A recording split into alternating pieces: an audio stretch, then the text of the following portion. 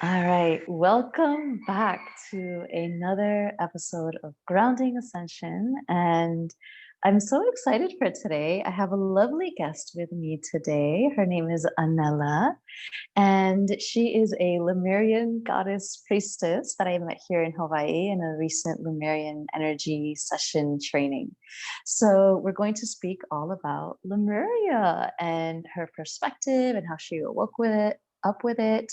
So, Anela, why don't you go ahead and introduce yourself? Aloha, my name is Lalenia Anela Malulani Watson, and I go by Anela. I kind of transitioned into that name maybe about 2 years ago, um, when an elder had told me that it's time for me to step into my name. In the Hawaiian culture, the name it has such deep meaning, and um, I was really like, okay, angel, that's kind of like a lot, yeah. But the whole name was Angel Under Heaven's Protection, or Angel Protected by Heaven. And that's what I felt. I felt like I am protected. I felt like this is perfect because during my awakening, I realized the soul family that I belong to, and which is the Shining Ones, and we're very protected. Just like anything that we want to bring forth in the world that is of light, we're completely supported by the universe. I mean, it even in ways that I cannot even describe in the physical. It can only be felt. And so that's when I transitioned into Anela Malulani. And I was at a big transitional point in my life as well. So, yeah. So, I know that you come from a military background. I want you to share that a little bit because when we speak about awakening, it's like, what was that awakening like, right? What is that process? And it's so different for everybody. And it's so easy to say, yeah, Lemuria, I connect with it, right? We connect with it now, but I want you to share with the listeners what was your life before this awakening and a little bit of how the awakening happened to you, because it's pretty unique. Yes, very. So, I was in the military for about 17 years, 17, 16 or 17 years. I went through a trauma in my family, and with a daughter, one of my daughters, my youngest daughter. And I just had a deep self-realization within that time frame. And I was in the military, and I was very fortunate actually to be in the military because I was given time off to really process what was happening in my life. And I realized during that traumatic event that I didn't understand what unconditional love really meant. And I realized I didn't even love my own children with unconditional love, because unconditional love means love without conditions, right? It means not loving, like with our children, we think we love them, but we love them, but we also want information from them. We want them to do things. We want them to be the perfect child, you know? And to love them unconditionally is to let go of all of that. And that's when I had learned that I didn't love myself. So I started going on this deep inner journey with myself, and with the help of the ancestors, of course. I was in a state of complete surrender, and the ancestors came. I was sick for a while, about 5 days, laying in bed, and I woke up and I was just like a completely different person. There was a lot of things that had come into my mind about myself, self-realization, and I was on the journey to self-love. And I would go to work and I just didn't want to be there. I really wanted to focus on the things that I needed to for me and my family. And so I started, before work, I would start doing meditations and listening to podcasts. And I lived in Makakilo and would drive all the way to Diamond Head And I would listen, I would like Google search or search on YouTube all these Hawaiian spirituality and stuff like that, because I was so disconnected. I was very, very disconnected. I did not have the level of awareness that I have today. It was just like, get up, go to work, do this, do that, get the kids ready, and then go back to bed and do the same thing over and over. I was used to traveling a lot because the military, we do travel. So I had disconnected myself from my emotions because I would always be like, okay, kids, see you later. This is just how it is. I leave for a couple weeks or a couple years even during deployments, and then just teach myself to adapt. So the emotional part was very disconnected. I also was pretty high ranking, so I had a lot of soldiers beneath me, and most of them were men. And I learned not to be vulnerable around them. I learned to be very, set the example like a powerful, strong warrior woman that we are, right? But I had it in the egoic mind. It wasn't the mindset that I have now, what a strong, powerful warrior woman is. It was everything was out of ego. I was very detached from my body and my spirit. And so I started on this journey when I was doing my self-love and doing morning meditations, listening to all these spiritual podcasts and watching YouTube videos on my way to work.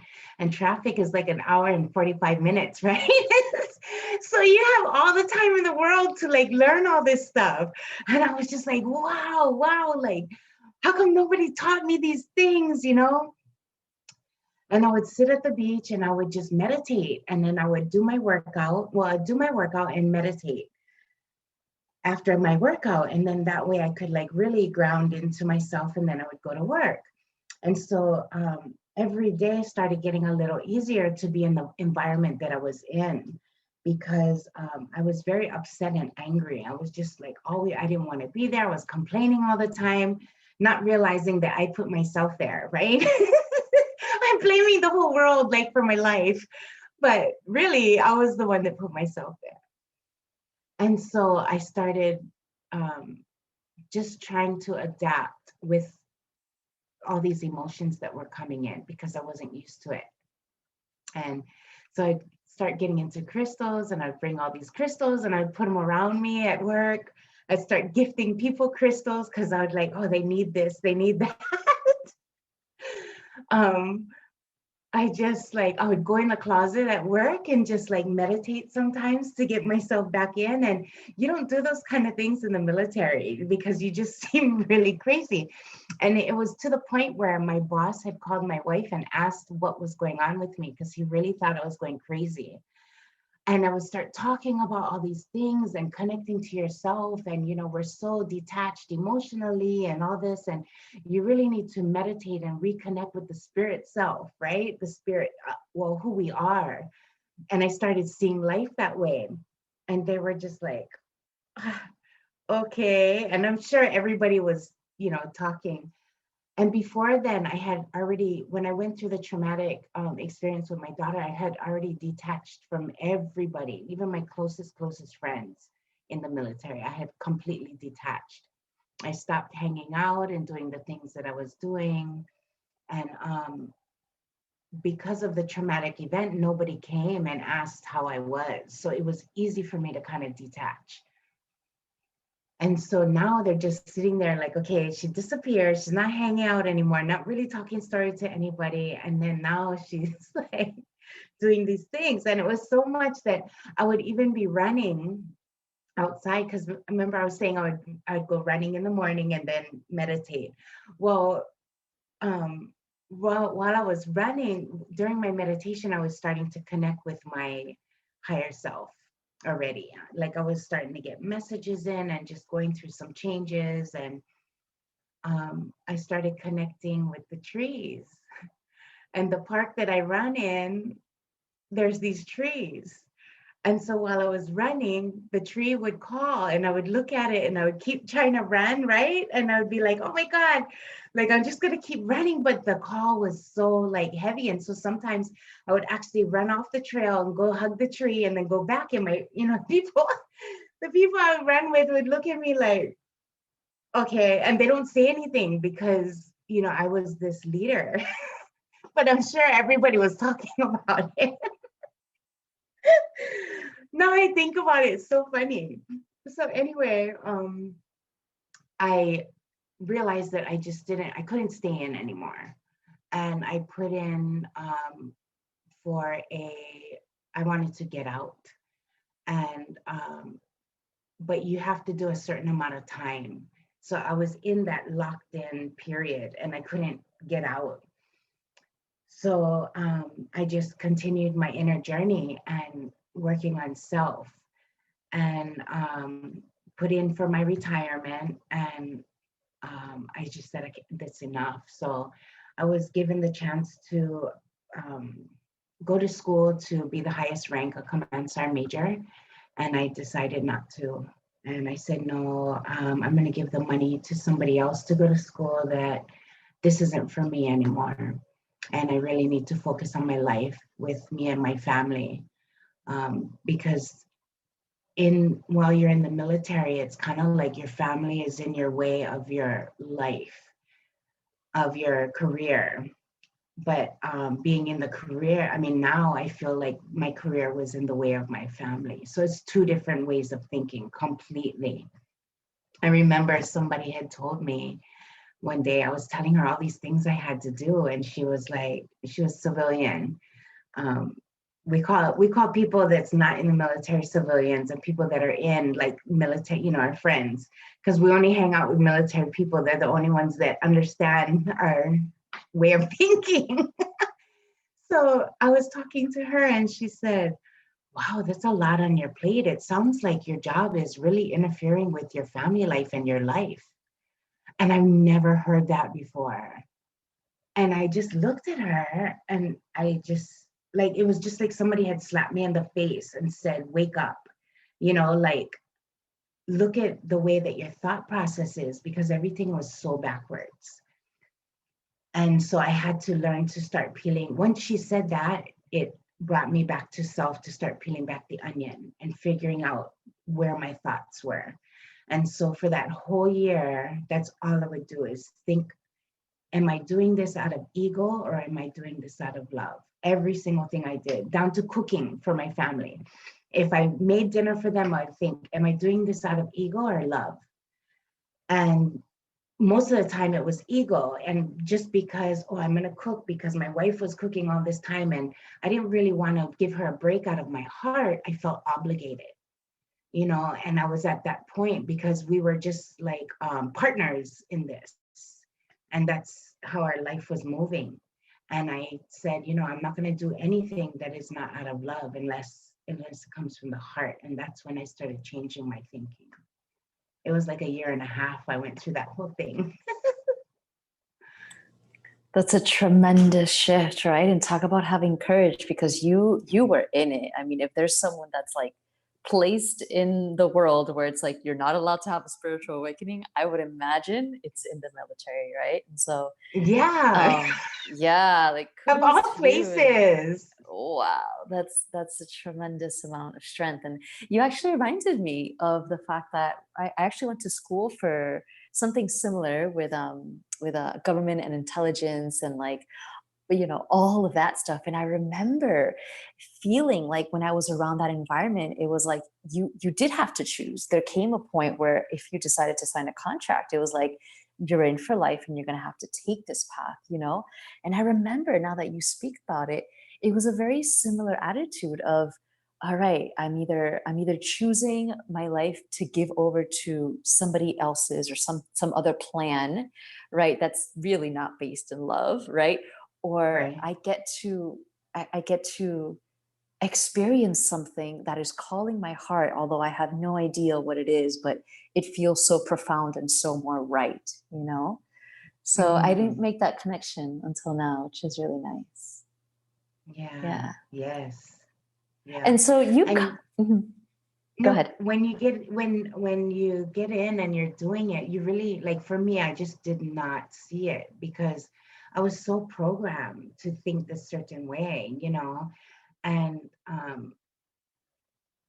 I just went in blindly. Like, I completely feel like now that I'm aware, I feel like I was walking around with a blindfold over my eyes the whole time, where now I'm completely aware of words and phrases and sayings and how things feel in my body, where at that time I didn't. I was young, I was early 20s. So of course we're just looking for, something out of, we're in fear. So we're looking for stability, something to hold us. So yeah. Yeah, absolutely. And I mean that's an extreme, position that you were in to go into the military. But even, most people, I would say, the ones that are just choosing a job out of that fear and, just I'm going to do this just for the money, just for X, Y, and Z. It's the same thing, right? It may not be as extreme emotionally, but there's this choice point that we're all having and we're all living. And I'm sure anybody listening to this and anyone in the world really is given this opportunity several times of like, are you going to continue this path out of ego or fear? Or are you going to make a choice, which is very scary, right? But you have to have that Yes. courage and be like, just like Mhm. what you did, you were running on the track and you're like, I'm going to run away from my people and go hug a tree and come back, right? Like that is just a reflection of so many of the things that people would have to choose, right? Like it's just as weird for people to choose something that's uncomfortable, right? Yeah. And that was the thing. Nobody could understand when I said that I was going to retire. And they were like, what are you going to do? And I was like, I'm not sure. I'm going to work for myself because I didn't want to work for anybody anymore. And I just had my mind set on, I'm just going to be an individual. I just want to be sovereign. And people kept making promises and saying, oh, you can make six figures and go into this job. And there were all these job offerings came. And I kept remembering what brings you joy. And that completely does not bring me joy. It's completely out of fear. And I kept saying, no, I'm just going to do something on my own. I'm not sure what it is yet, but I trust the universe. And for somebody to say that to somebody who is like looking, I mean, if the military takes care of you 100%, no matter what is happening. And when you're getting out, it's like those strings are cut. That's it, you know? And I was so ready for that. And everybody, like till this day, yesterday, I still had somebody call me and say, hey, you want to come work for me? It's a GS11 job. And da, da. And I was like, oh no, I'm really good. They're like, what are you doing? And I'm like, I'm not sure. you know? And I'm I not, because I'm love that. completely trusting the universe. I don't know. I'm just like, universe, take me wherever I belong. I And love that. I've been held.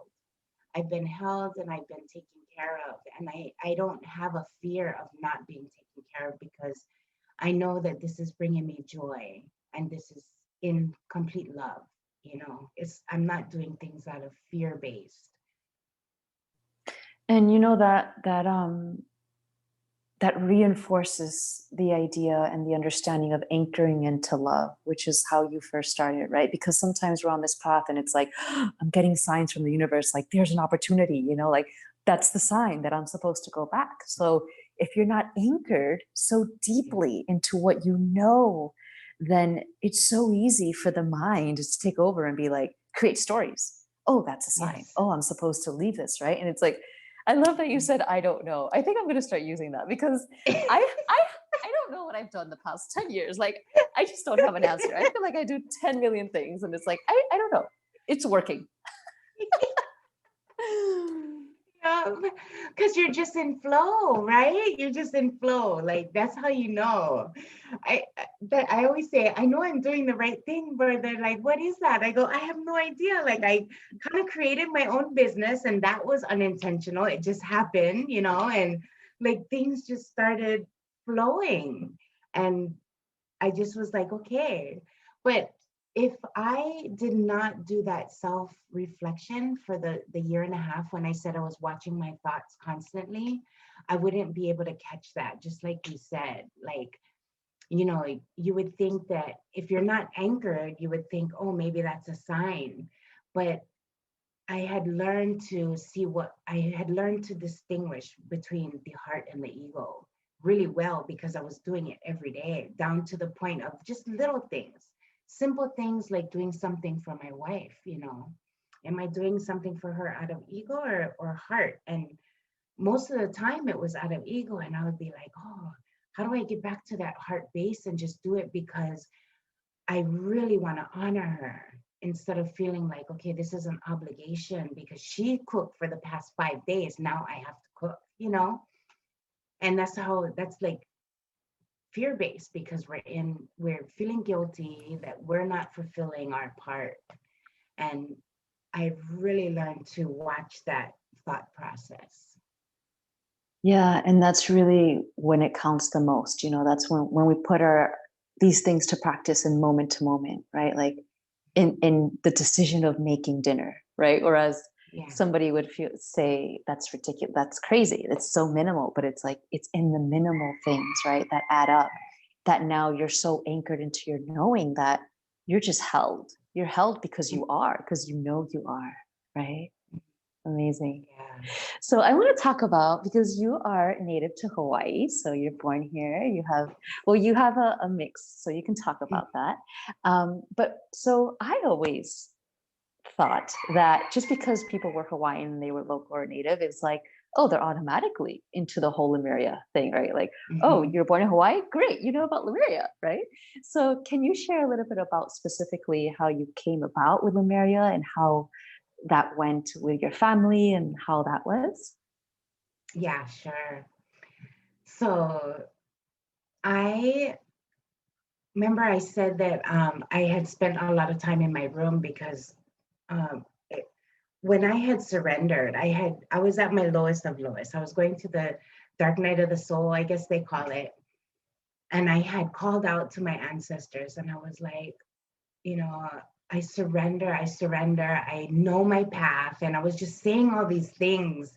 And I don't know how, I don't really remember what I was saying, but I was just telling them I know my path because when I was a child, a kahuna had told me that I had these gifts and I may become a kahuna when I get older. And I was like, I'm going to be far from that, right? Because when I was young, my mom was very into the Hawaiian culture, but I was so opposite. I just had to be everything opposite that she was. And I didn't want anything to do with the culture. I grew up going to the lo'i and doing things like that. She would take me when I was a teenager, and I just didn't want to have any part of it. I'd play, I liked it when I was there, but I would rather hang out with my friends. And I was such a naughty teenager, very naughty. And I my mom was always fighting for Hawaiian rights, and my mom was very educated in the system, and just would do anything to really help the natives, the Kanaka Maoli is what we call ourselves, bring them back to the culture. And I just wanted to be opposite because I just had all this animosity against my mom, and I don't even know why. I just did. And when I, during that period when I was calling out to the ancestors and yelling, um, I really meant that I needed knowledge. Like I kept asking them for knowledge. I need knowledge, and I just want to understand who I am and what I'm doing here and how to be a mom and everything. I want to understand who I am in my culture, where my roots go. And I just was yelling for about a half an hour to an hour. And thank God I have the wife that I do, because she was just like, okay, yes, yes. And maybe an hour after that, well, right after that, I ended up she put me in bed. And I couldn't get out of bed. I had a very high fever from that point on. I was in bed for about 5 days. I had massive dreams, and just all these dreams of these Hawaiian people coming to me and speaking in Olelo, Hawaii. I didn't understand what they were saying, and I would wake up and I'd see like things around my room, and I wasn't sure, and I'd just go back to sleep. I'd feel people's presence in my room, but I was so weak. I just couldn't get up. I didn't eat. And after that, I got up and, I started like really getting back to self and working on me. And I had this profound dream. And I was dreaming of this place. And it was so beautiful, like the colors and the flowers and the trees and the waterfalls. I just, you only see the colors were like Lisa Frank. I don't know if you ever you ever knew her, but I loved Lisa Frank growing Yes. up, and the Yes. dolphins, and that is super Lemurian energy. Like she was Mm. channeling it, and we knew it, right? As kids, we Mm. knew it, but we just didn't know. So, oh my gosh, the colors, and that was the colors. It was like this Lisa Frank, scenery. And I was just seeing all these things. And then I woke up and I didn't say anything. And then I went back to sleep the next day, and I was in this place, and I was with Wahine, and I couldn't see their faces because I kept seeing the back of their hair, and their hair was like this, super long, and it was just flowing. And the only thing that I could feel at the time, like, are they Hawaiian women? And I thought they were like, Vahine. They were a little bit older, but very like manaful. They had lots of mana. And we started leaving, and we were walking down this trail, and all of a sudden this wind comes up, and I'm seeing my hair.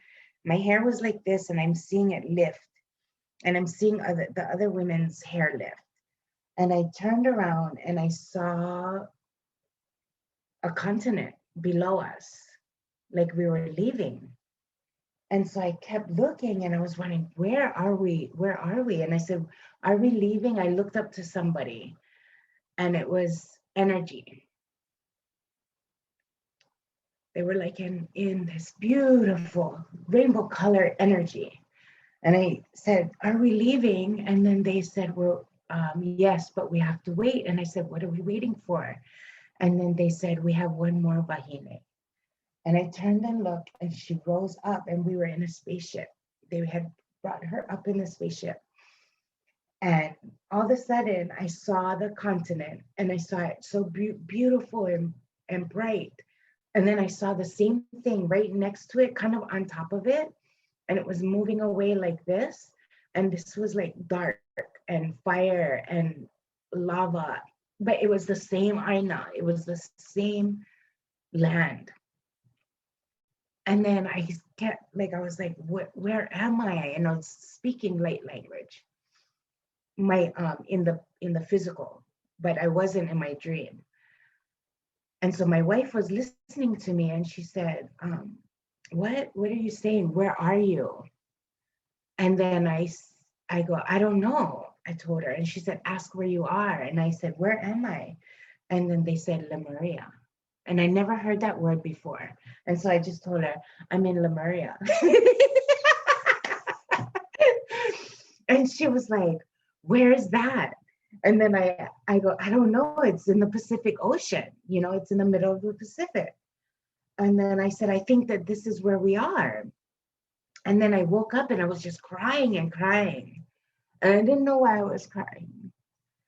And I was just like, wow. And I started having dreams like this. And I was getting more and more information and having more experiences. And I'm not really a dreamer, but these were very vivid, very vivid. And there were a lot about galactics, which I had no idea at the time. The only thing I could put it together with my experiences was like Star Wars, the guys in white. Because every time I was somewhere, they would come get me and tell me it's time to leave. And I don't know, but So that was my experience. And I kept saying Lemuria, Lemuria. And then I looked, I started Googling it, and this video came up. And it was a video of somebody talking about it a long time ago. And it resonated with me. And I was just like, what? This is the lost land. And my grandmother used to teach me about Atlantis. Nobody ever talked about Lemuria. Nobody in my family, nobody in my lineage, nobody anywhere. And I was very disconnected. I didn't even know my lineage. I didn't know who my ancestors were at that time. All I knew was my mom and my grandmother, and that's it. So I was watching this video, and it was like a 2 to 3 hour long video on the story of Lemuria. And to this day, I still can't find it. But I'm grateful that I had it at that time, because I really just thought I was going crazy. And so I ended up asking our family kahu, and I said, Corinne, I keep going to this place called Lemuria or Mu. No, Lemuria, I just told her. I didn't hear about Mu. And I said, it's weird because we speak these different languages and we see these things and da, da, da. And she goes, oh, you're having an awakening. And I was like, what? She goes, yeah, you're starting to remember. And she goes, wow, so tell me about it, and I told her, and she tells me, Lemuria was this and that. You were there at the ending part, and this and that. She's very good at past life reading. You were there during the ending part. Was this a family member? No, it was our family kahuna. She was kind of helping us through our life. She had blessed our house. And I had started turning to her for guidance, because I felt like, I'm not even sure why, what directed me to her, but I just felt deeply connected to her. She doesn't speak Hawaiian language, but yet when she's channeling energy, these chants come out of her and in ancient Mu language. And she says, I'm speaking Hawaiian. It doesn't sound like Hawaiian. I'm not sure where it comes from, but this is what I'm speaking. The first time we met her. And it was so profound that I just cried, because I felt every bit of energy moving through my body when she spoke that language. It was just like, what is this? Ancient language. But anyway, she had told me that I was starting to remember. And then I asked the ancestors, I was like, can you please connect me, show me more dreams and show me this? And all these things started popping up all of a sudden. All of a sudden I saw these YouTubes about it, and it was just like crazy. And I'd be driving to work for my hour and 45 minutes, and I'd be like, oh my God, I don't even want to go to work, right? I want to learn more and more. And some of it did not resonate at all, because anything that was tied in with Egypt and stuff, I wasn't feeling it, or Atlantis, but there was certain things about Lemuria that was really resonating. And I was having dreams about other planets, and I felt like I was from the Pleiades, and I remember being outside and telling my wife that I want to go home. I just don't want to be here on Earth anymore. I want to go home. I want to go home. I want to go home. And it was just a really rough period, because I didn't have any mentors or guidance. I didn't want to reach out to this kahu all the time, and I just she really wanted me to kind of venture on my own, bring in my own stuff. And she kept telling me, you're that powerful. You're going to become a healer. And then I was like, there's no way. There's no way I would ever become a healer, And she goes, yeah, you're going to be pretty powerful. And I was just like, okay, she's got the wrong person. But I just want to learn more from her, because I just was thirsty. And I started receiving a lot of information on Hawaiian words that started coming to me, and the deeper meanings of the words than what were being presented. And I just was like, oh my God, I have to share this with people. And we don't get this type of knowledge. There's only very few people who carry that knowledge.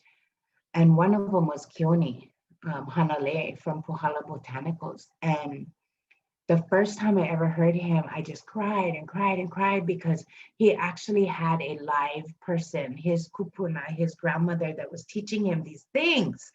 And so I inboxed him and I said, how are you getting this knowledge? This is the same knowledge I'm getting, but I don't know who I'm getting it from, because I didn't know how to connect. I was just waking up. I didn't know that I could tap into my abilities. I had no idea what was happening.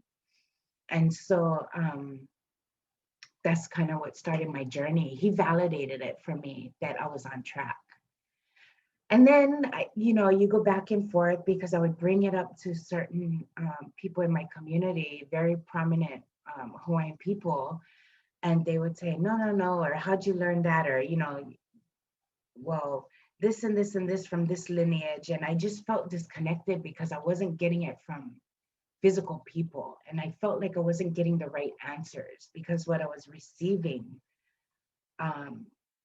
was different, but I knew it was truth. It was my truth because I was there. I was visiting these places, I was doing QHHT, and I was realizing that, okay, this is a real location. This is a real place. Oh my God. So, yeah. And then I did a reading, and this lady did an Akashic reading. And she does Akashic readings beyond Earth. She goes to our star lineage. And as soon as she started in and talking about the Pleiades, I just was like, oh my God. She was telling about my life in the Pleiades and my life in Sirius and all this stuff. And I said, this is exactly what I'm seeing in my dreams. And I just cried and cried and cried. And I felt so validated that I was finally, somebody else was seeing what I was seeing, because the journey is lonely in the beginning. I even was, one day we're standing outside in Diamond Head, and I'm telling this guy I work with in the military, that this used to be Lemuria. When we fell, that we used to give the information to our ancestors and be able to talk to the whales and the dolphins. And he's just like, yeah. And now I'm like, oh my God, what was I saying? But I needed truth. I had to find truth and find somebody who would honor my truth. And I thought he would, but he was just like, oh yeah, yeah. And I'm sure he was like, oh my God, Watson is going crazy. Amazing. Wow, what a journey, right? And we share so many similar things, because this awakening, it's like, it's so quantum and it's so individual, and yet it's also so collective. And when we ask for validation and then we don't see it, it's like we just need that one string to hold on to, right? And that's why it's so important that we speak about this and we get this out, and we share it, and maybe others have different memories, and it doesn't say that they're wrong or right or anything, but it's just like, I love that you just anchor into your truth, and you're like, I don't even care. I'm just going to tell the people around me. And because it's at some point, it's like, this is me. This is what I remember. And we've been stripped away from allowing ourselves to remember. I think that's one of the hardest things that we have to learn through this path of awakening, most specifically awakening to this kind of knowledge, right? Because there's awakening of like, I'm going to awaken, I'm going to figure out what the matrix is. But then there's awakening to this higher multidimensional level, which is what we're talking about. And that's deep. And it's hard to find people that can see you eye to eye and be like, yes, you're remembering. Good. Keep going. Right. Yeah. I love that you're so anchored in your truth. And at some point you just decided, this is what I'm receiving and this is what it is. Yeah. Yeah. And every so often, I mean, through my journey, I fluctuate because I'm like, oh, I'll go back in my shell and then come back out. And it's like the right people have come in my path at certain times to get me back out there, which I'm so grateful for. I'm super grateful. But I also like what you said, is that everybody has their own experience. And what I realized is Lemuria wasn't just like a moment in time. Some of us think, oh, it was this place 26,000 years ago, and we use our linear thinking. And we're like, okay, 26,000 years ago. So what happened? In 26,000 years, it just popped up, and then 26, and the end of 26,001, it just popped down, and but it wasn't. It was like going back 50,000, and maybe I feel like 80,000. I don't know, but I feel like it went back 80,000 years. So that's a long time.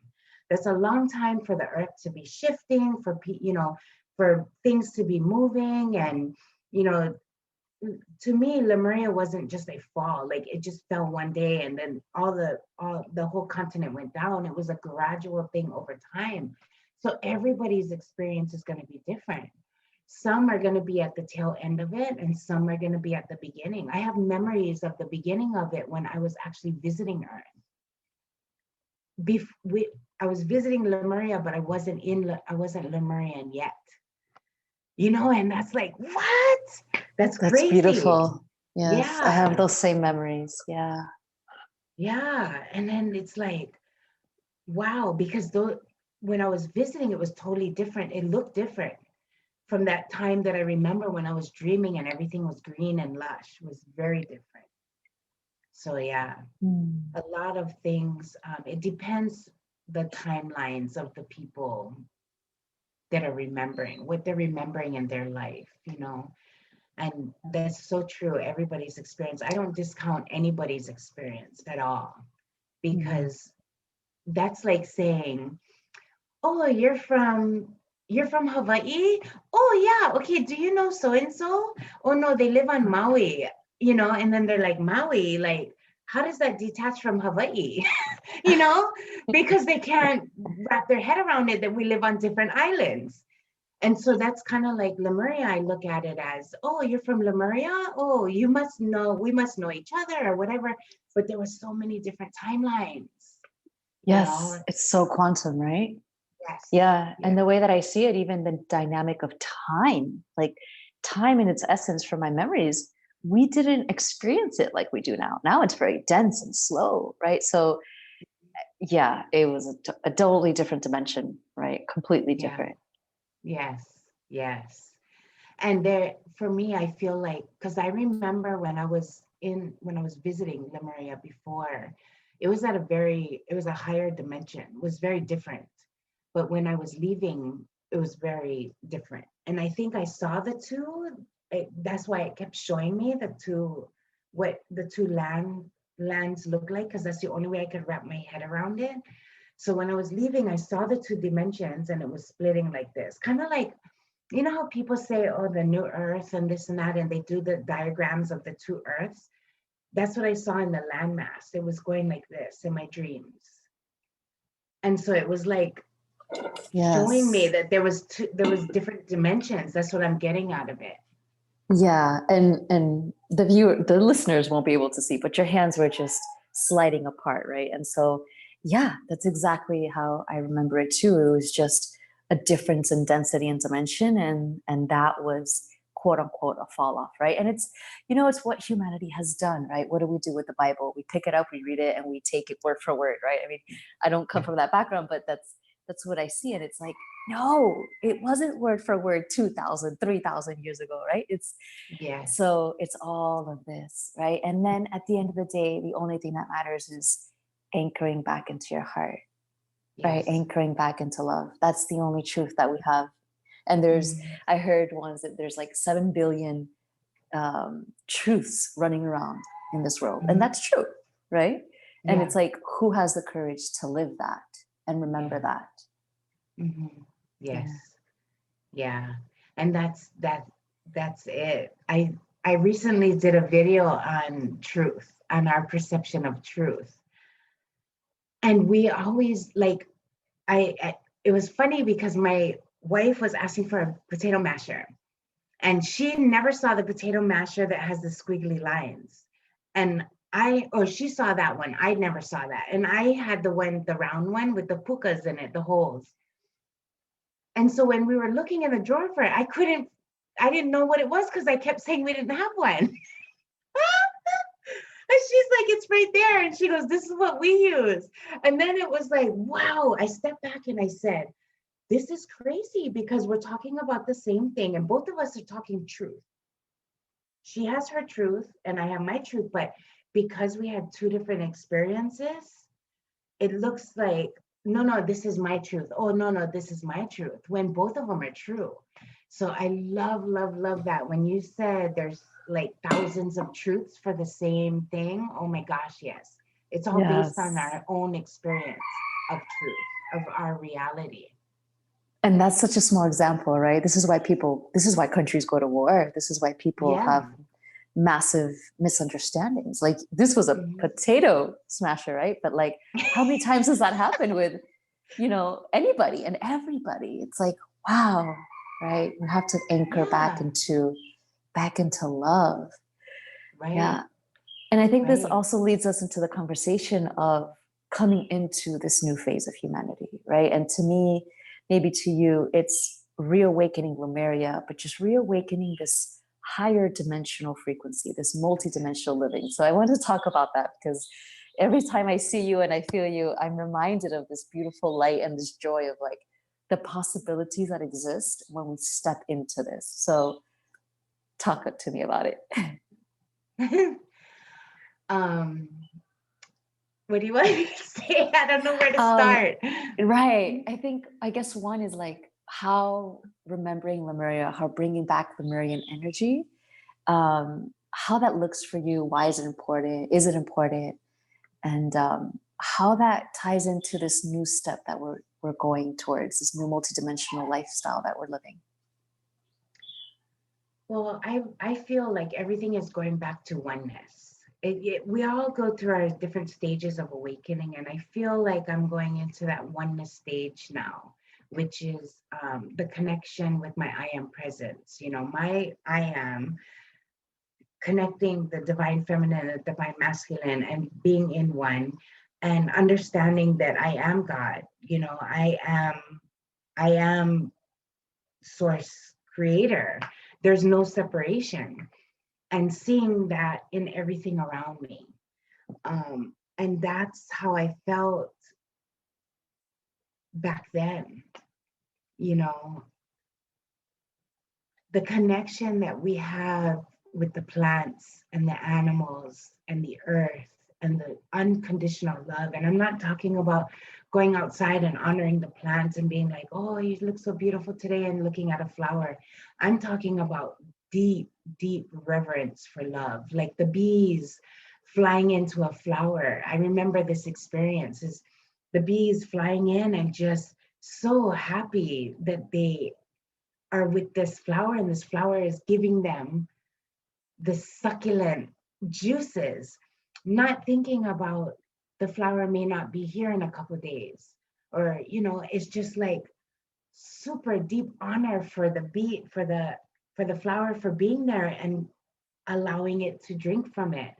But then again, the flower just so happy to see the bee, and that was my first experience of unconditional love and what it meant, with that feeling. Because in the human form, in the linear ways of thinking, we always think that, I'm going to go visit so and so, but I'm never going to see them again. And you start taking yourself down that road. Or somebody's leaving, or you meet someone and you really, really, really like them. And then they go, oh, I'm leaving in a couple of days. And you're like, oh my God, I got to do all these things before you leave. And then when they leave, you're crying, you're sad. And that is our human way of thinking. But really, it's like just rejoicing and living in the moment and loving this moment of two things connecting with the connection that two things have, and that's us in oneness with everything. Like when I went outside this morning, I just can't explain the feeling that I had looking at my plants and looking at the flowers blooming, all the way down to this. It was just a drop on one of my luau leaf on the kalo. There was this drop of water, and I was thinking, this is medicine, and it's so precious. And I almost wanted to go put it in a jar and just like honor it for what it was, and put it in and drink it, just because I'm giving reverence to this little thing being there, you know. and taking out those moments and being in that, being present in that moment of just what it is, not wanting it to be anything else, just exactly what it is. And I believe that that's what Lemuria is a consciousness. It's the connection to all things. You know, it's the higher level of consciousness. And that's what we're moving back into, is just the awareness, not only of self, but the connection that we have of everything that's around us. And we haven't gotten that chance on earth for a very long time. Everything has been about, if I let you in my life, what are you going to do for me? You know, in humanity, that's how we've thought for thousands of years. We don't have just, I just want to give you this because I feel that you need this and you should have it. We haven't thought in that manner for a long time, you know. And I feel like I'm in that deep resonance now of, this person really needs this, with no attachment, and just like giving it to them because I want to see the betterment of them in their life, you know, with complete love. And I don't even know these people, you know, and that's how it is. And then it's like I meet people and I have this deep love for them, and I'm like, oh my God, I love you. I have a brother that I just connected with, and I keep telling my wife, oh, I love him so much. Like, I've had so many lifetimes with him. And she said, you know, I've noticed you say that about a lot of people lately. I go, because I do, my soul family, right? You know, and it's funny. I just love everybody at this deep level. And I just honor them for being. And it's difficult for me to explain because it can only be felt. Yeah, very well said. I love that. Yeah, this intense connection of oneness, and that's something that Hawaii has always taught me profoundly with every visit that we had here. It's, to this day, to this very, I mean, I had it last night. I gave an offering to the land, and it just hasn't shifted all these years that we've been visiting, and now that we're living in it, it's humbling to feel the power. I think, at least for me, this land reminds me of the intricate connectedness of oneness. It's like it's in the air. You can't, at least for me, I can't be in Hawaii and not feel that when I look into the mountains and the water, and feel the stones and see the volcanic rock. It's like, it's just, you're one with it. Mm-hmm. And that's it's a heightened sensitivity. I remember living in New York and walking by, it was Christmas time, and I remember seeing a truck full of Christmas trees coming in, and they were all cut off, obviously, right? They were for sale. And my body shrunk and I froze, and I felt this like heavy weight on my heart. And I was like, wow, they just cut down like 500 trees, and that's only on my block that they're selling that. This is happening all over the world. And a part of me was like, I don't want to feel this sensitivity. I don't want to feel this. You know, this is crazy to feel this oneness. Like, that's too much. Mm-hmm. And now I see it as such a blessing, right? It's like coming back to that and then living it, and putting our feet on the ground every day and being able to say, like, thank you, thank you, thank you. And like you said, it cannot be explained. I feel like when we put it into words, there's like this substance of sacredness that's almost like peeled away, right, from our language, but it can be felt. And I think Hawaii has always taught me that, or reminds me that every day, the feeling. Yeah, yes. And the energy here, I mean, a lot of people say that, oh, this certain place is the heart chakra, this is the heart chakra. And I completely believe that this is the heart chakra. Hawaii is all about love, the love energy, the deepest meaning of aloha in like in every way. It just, it can mean so many things on a deep level, you know, and people that have past lives here, they feel that. And that's why they want to come back. No matter what people come into this lifetime as, whether you're black, white, Asian, purple, yellow, green, I don't care. If you have a connection to this Aina in any of your past lifetimes, you're going to feel it in this lifetime. And there's a lot of people that seem to be coming to Hawaii. And, you know, I see it on a way higher level because I feel like it's the soul coming back to hold the frequencies that we need. You know, it's their time. And people don't just come back to Hawaii and like, oh, okay, I'm Opono and I'm holding frequencies. You know, I'm good in balance. You come and the Aina wants you to heal and puts you through a deep, deep healing process. I don't care if you don't know the language, if you don't know the culture, if you have no cocoa or blood, you know, the Aina does not care. It's like, okay, you're gonna get down and you're gonna do this deep healing because we need your light. Especially for the Lemurians, you know, we need your light. So finish and squeeze every last bit out right now, and then hold the frequency for everybody else, because this location on the earth is what's holding the rest of the earth. I feel it just is. You know, there's so many people that go, oh, I came to Hawaii and I'm not sure what it was. And that's why, because our grids are full of aloha and knowledge and just ike, and the ancestors are potent here, like just waiting, you know, and that's what they feel and people can't explain it. And some people are very detached because of their own past lives and what they've experienced in their past lives on that detachment, whatever it's been. But if you've had that connection, I don't care if it's your last life or 26,000 or 50,000 years ago, you're going to remember. You're going to remember it. Yeah, and that's why it's so important, right? If you feel the call to answer it, because the land, like you said, the land will whip you up. Like there hasn't been a time that we visited several times before we moved, and every single visit it was like tremendous amount of, we came for vacation. Imagine, like we were like, we just want to go to vacation, you know, aside from that deep soul yearning calling, you know. And every single time it was like such intense, deep healing work, even if it was just for 1 week, right?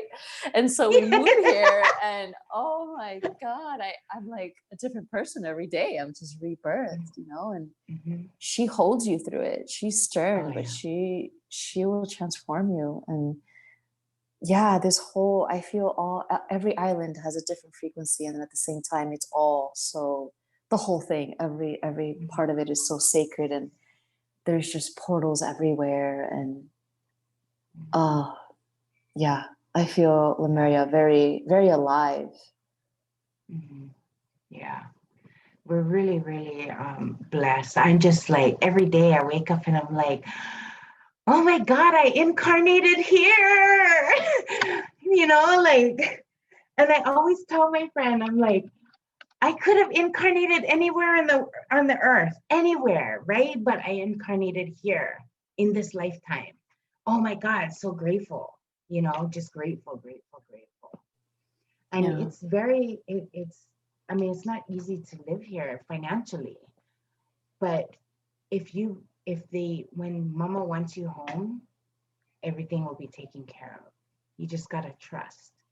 And it's those that need to hold the frequencies for everybody else that's waking up. It's the waves, the waves of people waking up to who they are, to hold those frequencies for everybody else. We really don't understand how powerful we are just by being, you know, just somebody being here in a high frequency, what it's doing for the rest of Kanaka here. We can't understand it on the human level. Yeah, it's very hard, right? Because that requires full acceptance and believing that we're fully worthy and fully deserving just for being, which is, you know, one of the primary things that's stripped away from us at a very, very, very young age, you know, whether people are conscious of it or not. You know, like you said, parents believe that they love their children, but there's this deeper thing happening, and it goes unseen for so long. So yeah, this land teaches you that the power and simplicity has always, it just blows my mind every day. And I'm reminded of that every day. And every day it's like every time I want to push, the land reminds me that that is not the way. This is not how we do things here. We do not push. We don't push where we're going, and we don't push now. And this is not how I want you to do things. And it's incredible. Yeah, it really slows you down. It was so funny because I used to travel a lot to Washington, D.C. And so I'm from Hawaii, right? And I go to Washington, D.C., and everybody is like in a rush. Like even it, even if the light says to walk across the street, you better run, you know? And you really need to run or they're gonna slam on their horn, like get out of the way. And I'm like, oh my God, the paradigm, the shift was just like crazy for me. And my daughter, she wanted to go with me. So I took her on a trip. And she was so excited the first and second day. The third day, she's like, Mom, I think, I think I had enough of this. I think it's time to go home. Like, these people are not joking. They just, like, they're so rude. They just want you out of the way. And everybody's moving so fast.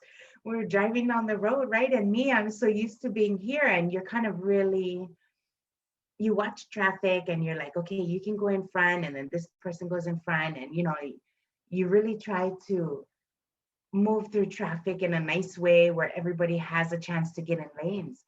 Over there, it's like, you gotta squeeze through these cars, otherwise you're not gonna get in, and they expect you to do that. And you gotta push yourself in. Yeah, you push yourself in, and and then they move back, and nobody says thank you, or and it was just like, wow, this is crazy. But you come here and everybody's like, it's slow, and that's what I love about this time right now is we're getting back to that. It's giving us that time to really slow down to how Hawaii was before. When I was growing up, it was not like this. We didn't have 6 or 7 lane freeways. We didn't even have the H3. We had a one-way in and a one-way out 40 years ago, and now it's like completely different. And for us to hold on to that and take this time right now to reach back out to that time and start remembering, okay, we gotta slow down so we can find ourselves again. This has just been such a blessing. And so many people are just awakening and just like realizing we're all going back to Aina. You go to Home Depot during the shutdown, everything was shut down, but Home Depot was open, but they had no soil, no plants, no seeds. All the organic seeds were gone. I was like, everybody had it in their mind. I was like, is nobody working? No, they're not. Everybody was like, I need vegetable gardens. And that's all we're doing online is people planting kalo, people planting vegetables and all this stuff. And I'm just like, wow. Yeah. And this is one of the blessings that's happening in this world right now, right? Like anywhere you are in the world, and I think it's also important to recognize that, because I wanted to talk about, how do we see this? Like, what's the blessing in all this, even if you don't live in Hawaii, right? Because it is a huge blessing to live here. But even me, I wasn't able to live here for so long, right? It felt like such a distant dream, and like I would never get here. And I remember even not living here, reminding myself, like, I don't care if I'm not in Hawaii yet. I always said yet, because I always said that would be my destination. But I would tell myself, what would I do right now if I was in Hawaii? And I would put myself in that state of mind where I don't want to rush. I don't want to cut people off. I'm going to be more present. And I was living in Miami, and I was living in New York, and I was living in these places where, the person next to me did not have that mentality, right? And I think now we're all being forced on the collective level, no matter where we are in the world. Like, I need to tune into what's actually happening in my home, tune into what's happening in my heart, and how can I make my life more simple, And I think that's one of the unseen, quote unquote, blessings from what's happening on the world stage. Mm. Yes, definitely. Definitely. And taking a breath. It's just like sitting and breathing. It's just so many shifts. I just feel so grateful for this whole thing. And it seems like it's only been since March, but it seems like the world has been in this thing like for 5 years with all the shifts and changes that we went through. But so many revelations are coming out of people, and people are talking about it. Not only my friends from Hawaii, but people that I know, people all over the world. I have clients all over the world, and we're all experiencing the exact same thing, because we're going back into that frequency, that dimension, that we're all connected, right? We keep calling it a synchronicity, but it's not. It's our abilities heightening because they're coming back. We're beginning to remember. But yeah, I have a friend in Germany, and he's planting, you know, and that's like, wow. He's like, oh yeah, I'm making a garden and this and that, and I'm like, oh my God, I'm making a garden. Like, how do you do that? Like all the way over there. I thought it was just us in Hawaii, or and he's like, no, no, no, even my friends, and he's showing me pictures, and I'm like, wow, we're all Yeah. going back to that connection.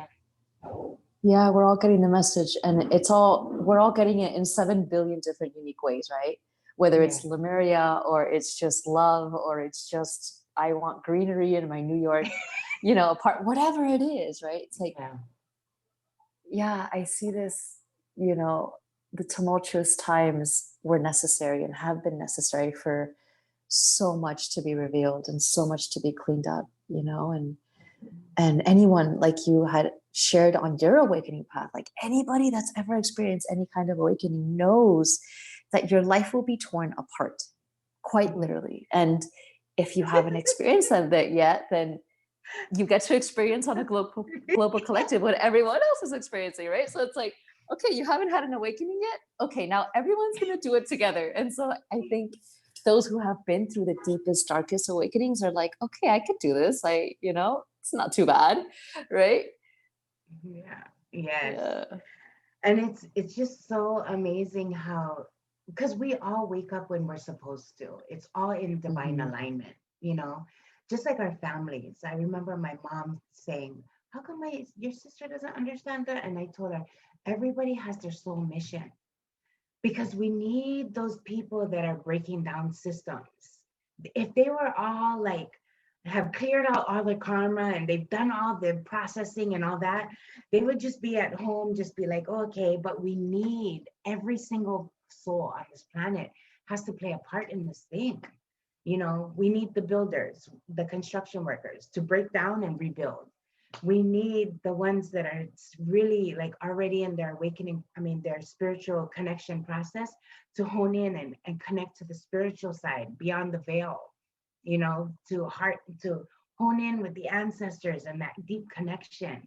We need the the UFO trackers, because they're the ones that are all connected with the celestials, like we need every single being on this earth in their belief and what they're going through, because it's all pieces to the puzzle. Nobody is needed more than the other at Right. all. Yeah. And that's oneness, right? Realizing that no one's ahead, no one's behind. We're all doing this together. And yes, everybody's needed. Because if everybody were enlightened, then what would be the point of all this? Yeah. Right? Yeah. Yeah. Yeah, and that's why, because we could all be enlightened, but are we enlightened to ourselves? And that's the question. And you really have to, for me, this is just my reality. For me, I had to go through the dark periods. I had to have somebody in that polarity come into my life. So I was at my deepest, darkest to be able to surrender. Because if somebody just came into my life and loved me and sang kumbaya, I wouldn't have surrendered. I wouldn't be at that place of surrender. I'd still be like, just saying, I'm singing and I'm doing yoga and shooting rainbows out my butt. You know what I mean? But I wouldn't be able to feel. And so the people that are still going through their journey and just waking up to themselves and going through the deep grind right now I can be with that, be there for them and be like, I know exactly what you're going through because I just went through it. And you know what? I made it. It took a long time. It took me 5 years to get where I'm at, but you can do it because I am completely different from the person that I was 5 years ago. Even my family, they have no idea. They're like, I really don't know who you are anymore. You know, I've shifted that much. I've changed that. Even my kids, my daughter will say, my mom, the mom that I used to have, and she says, oh, my mom is this, you know, and she sees me as this person. And she's like, oh, yeah, my mom was like that, but that's not my mom anymore. My mom is super like, this is who she is, you know, and it's just amazing on the shifts that we're doing. Like just seeing, just even my own clients. Wow, like they come back 3 months later and I'm like, whoa, what is going on in your life? Those beautiful things, all these things are falling away, you know, and they're like getting a divorce and losing their job and they're so excited about it. They're like, oh my God, Anela, since my healing, like I lost my job and I got rid of my husband and this and that. And they're like super happy. And I'm like, congratulations, you're cutting attachments, what no longer serves you. Just find joy. And they're like, I am, this is amazing. You know, but when we're going through it in the beginning, I remember being like, what is happening? You know? Yeah, that's amazing. And I think it's so important to share that. So thank you for that, because I think it's so easy to say and talk about like how we feel now and what life looks like now, right? Um, and it does look like we're wearing rainbow colored lenses, right?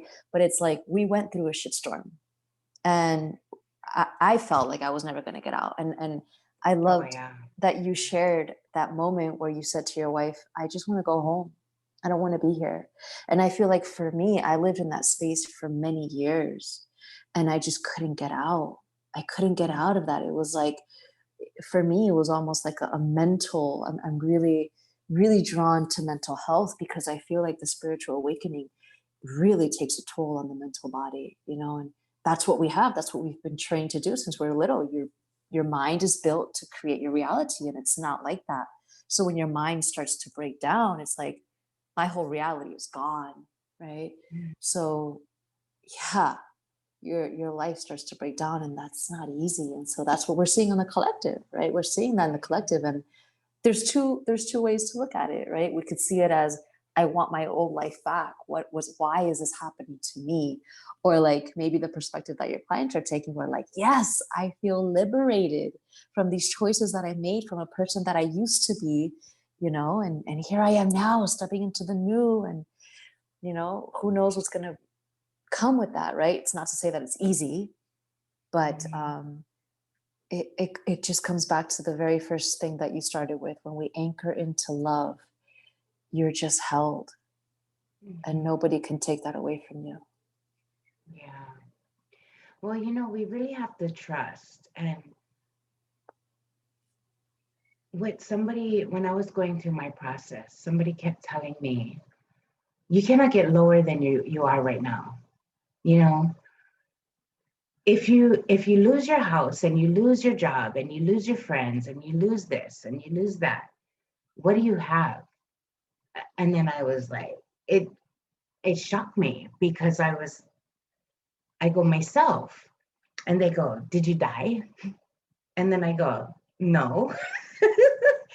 And then they go, well, what is so bad about it? Tell me the worst thing that could happen. And it wasn't dying. And at that time I was afraid to die. You know, I was still in that fear factor that, you know, everything is falling apart. I'm not going to eat, like dramatic, you know, going down that spiral.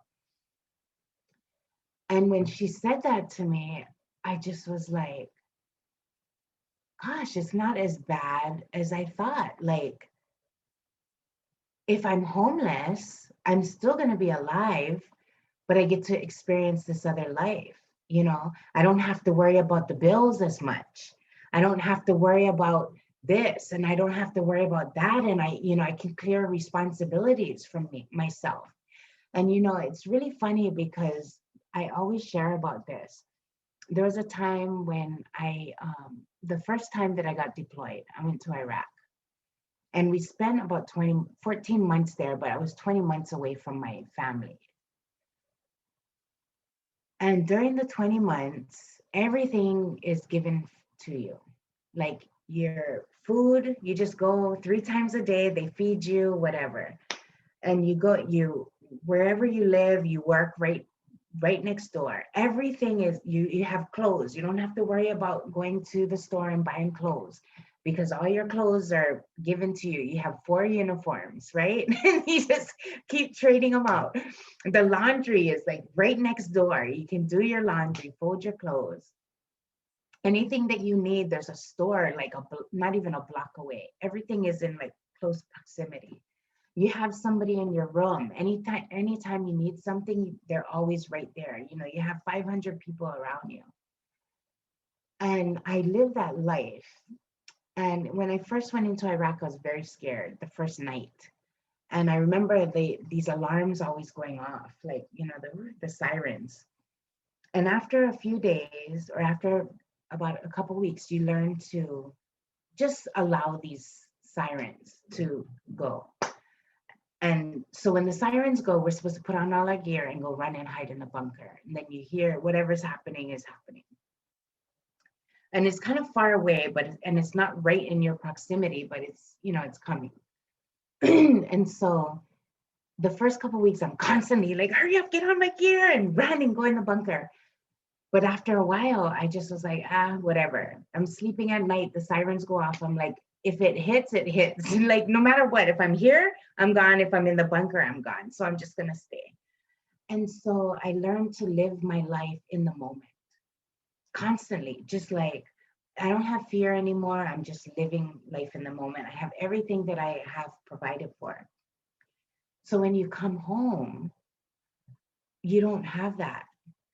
You're worried about the next day. You're worried about the kids. You're being reminded of the past. And the kids saying, oh, you weren't home for me. So you're trying to repair all of this.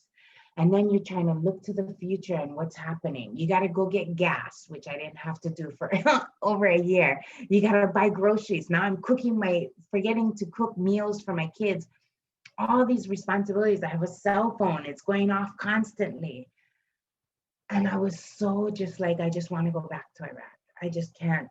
I don't want to be here anymore. I just want to go back to Iraq.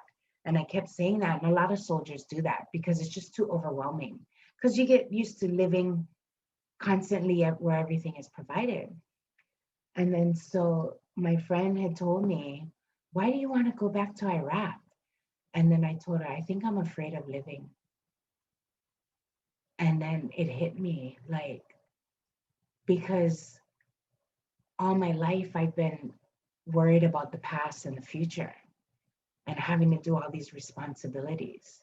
Where there, I didn't. I just was living in the moment. How do I live in the moment? And I could never figure it out, Celeste.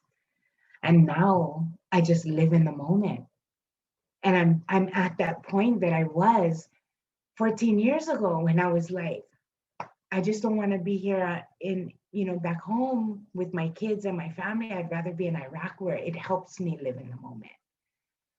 But that's such a polarized way of thinking, Now it's completely different because it's completely from the heart base. Like I have full trust in the universe that it's going to take care of me, where I don't have to beat myself up for the past mistakes or experiences that I went through. And I don't have to worry about the future because it is what it is, whatever comes, and that's the state of mind that I'm in today. Completely different.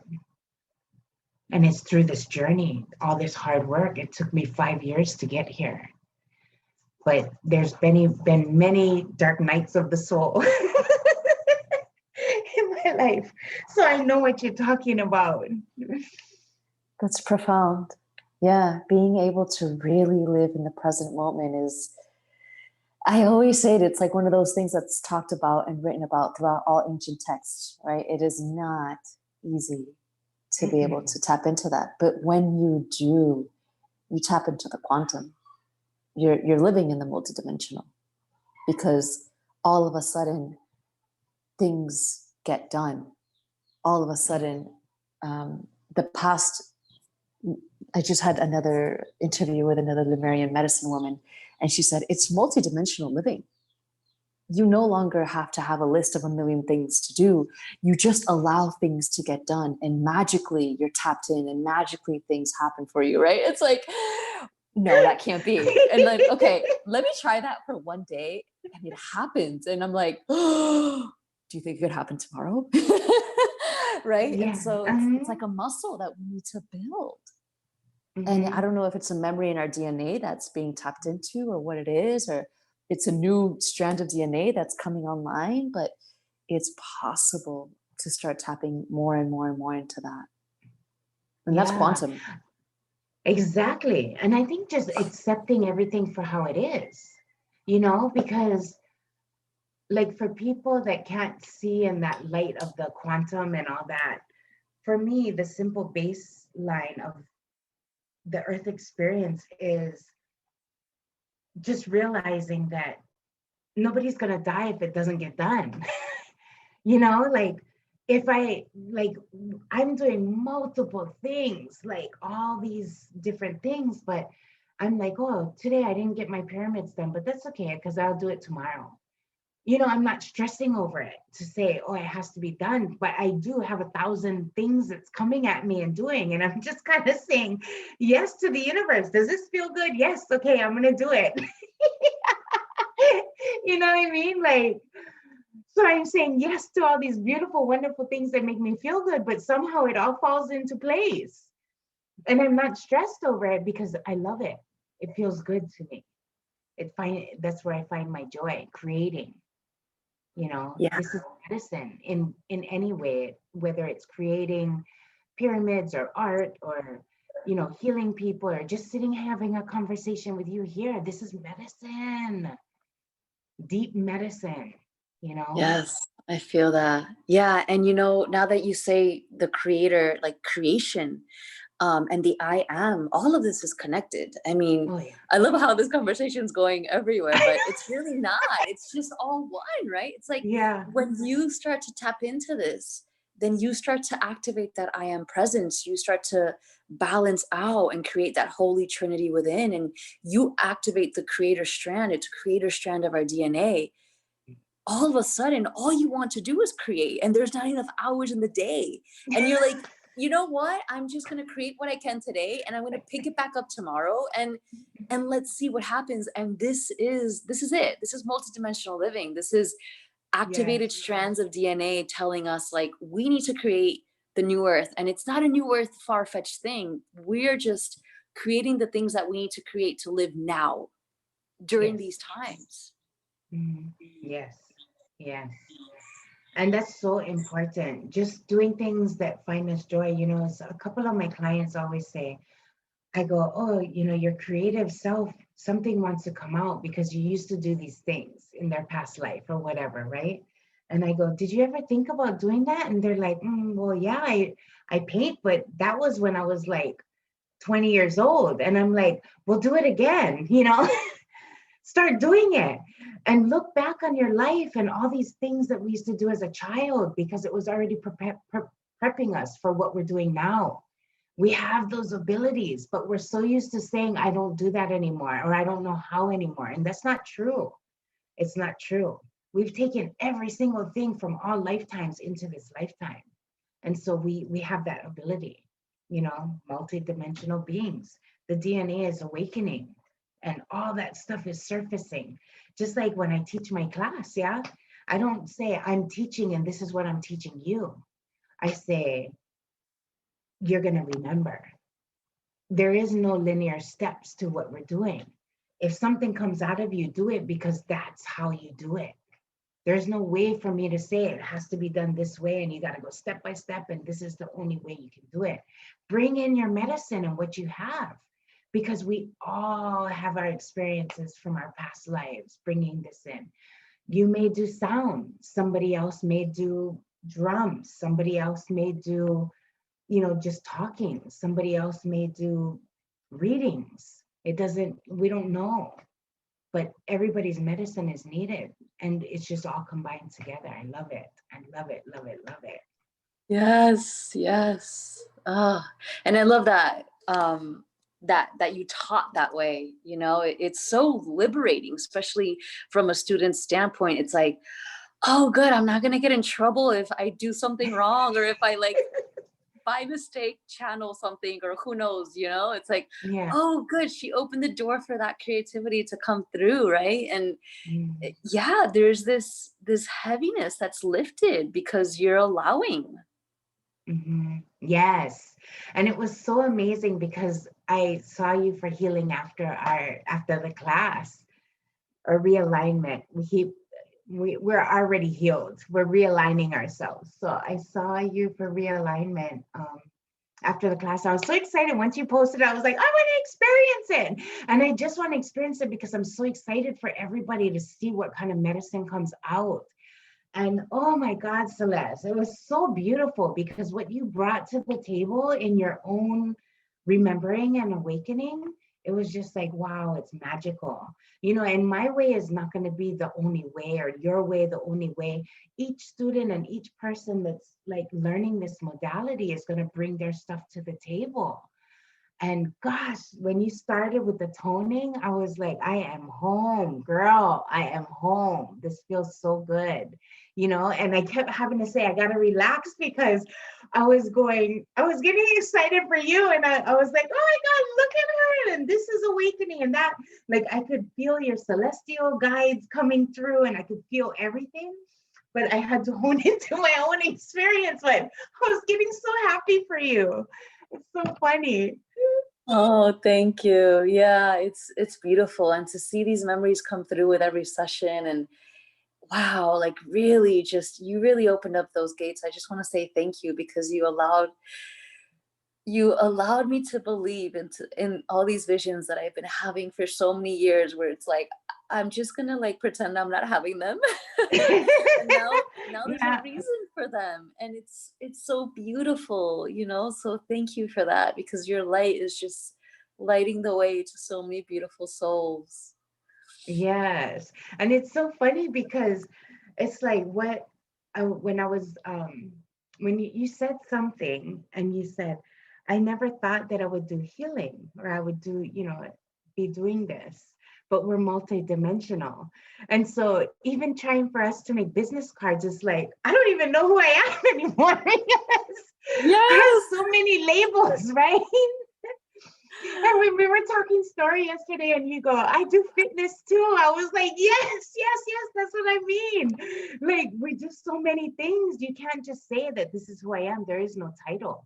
And that's why it's so important to get rid of the titles of who we are and what we do. And, that's why I said, just putting a label on any type of healing modality, you really can't anymore because it's just ancient knowledge coming through.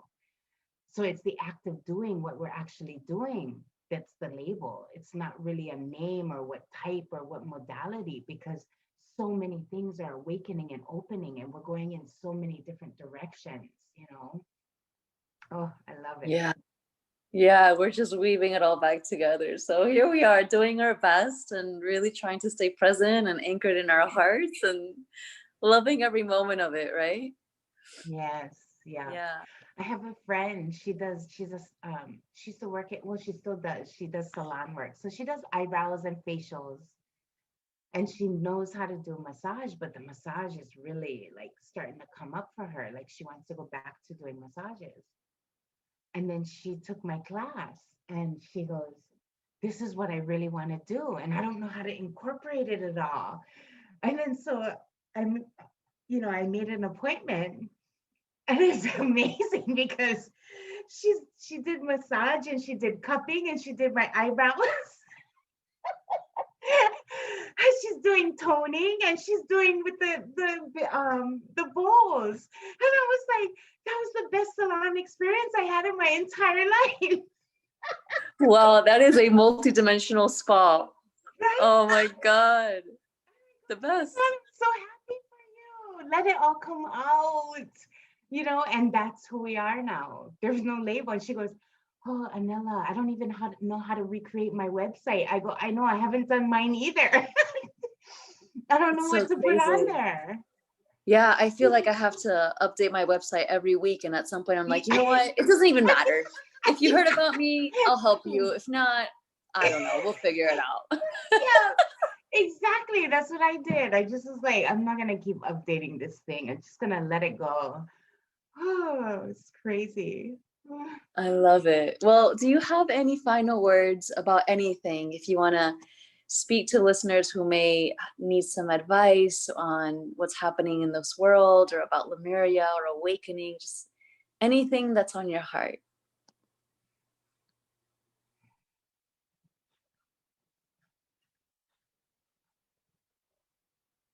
One thing I want to say is that we are shifting at a very, very fast rate.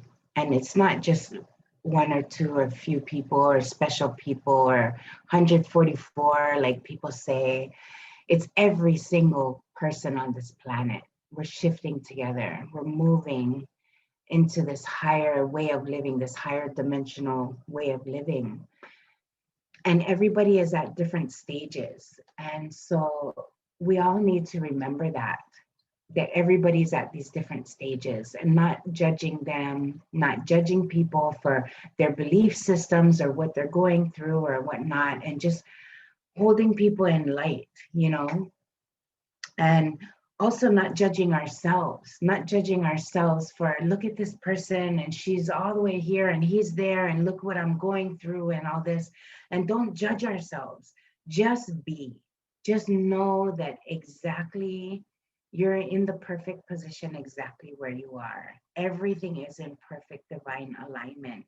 And no matter at what stage that we all are in ascension in this process, it's supposed to be that way. We're in the perfect place. So don't be afraid to reach out to each other and ask for advice, or speak truth and say what you're going through. Even if you're going, like, you've been on this train for a long time and you feel like you're supposed to be at this certain level. No, we need to continuously go back and speak our truth to people and say, this is what I'm going through, because it's going to be a roller coaster constantly. We're still in this plane, we're still here on earth. And that's what we got to remember, is that there's going to be days where the Aina is like, you're going to do some healing today. You're going to have some experiences today. And we need each other. And same for the ones that are just awakening. We're just awakening to becoming who we are without judgment. So don't judge ourselves. Don't be in that judgment state of mind where, I don't know why I'm feeling this way. Just reach out to people. Don't feel less than. There is no hierarchy anymore. We're all in this together. And, I that's one big thing that I say in my class. I'm just teaching something that I have mastery in, that I've known and I'm really good at. But it doesn't mean I'm good at cooking, or I'm good at, sound, or I'm good at this, or I'm good at that. It just means that this is what I can share with you, because this is my medicine. And so if I want to go to sound, I'm going to go to somebody who's the master of sound, and they're going to teach me. There is no hierarchy on who's better. We all bring our medicine to the table, no matter what it is. Even if it's art, or just speaking light language, or dancing, or singing, whatever it is, it's all medicine. So whatever you have to bring to the table, just allow it to flow, and don't be afraid of stepping forward, because we all need each other's medicine. It's so important right now. So, so, so important. Yes, very well said. So beautiful.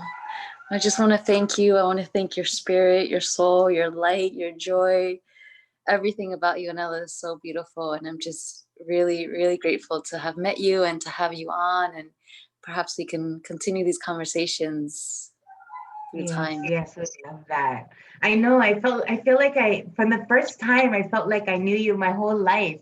And then it was so funny because they were like, Katie goes, I knew there was going to be a time that you guys had to meet up and you guys finally met up. And I was like, oh my God, my sister, like I haven't seen her for thousands of years. And that's how I felt. I just was like, home, the feeling of, family finding each other. So thank Yeah. you so much. It's been like, I feel like,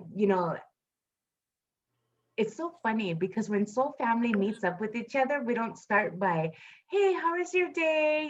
I'm good. I drove down the hill and I did this. We're like, hey, how was your day? My mom, well, I didn't have a dad and I had this and, my spiritual awakening.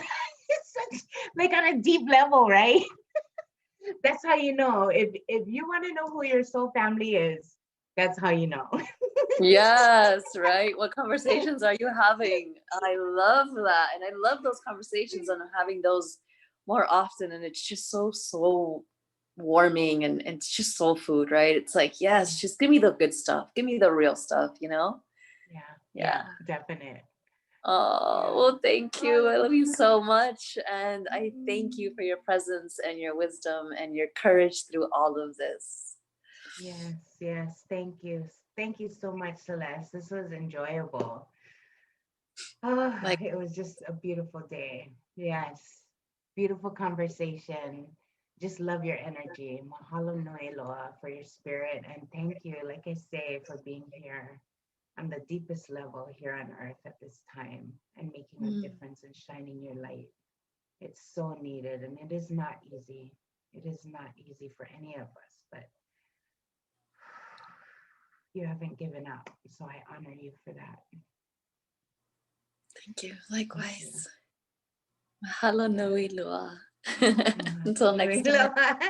Okay, ahui ho. I'm going to teach you Olelo Hawaii. Ahui ho. Ahui ho. Okay, bye-bye. Bye.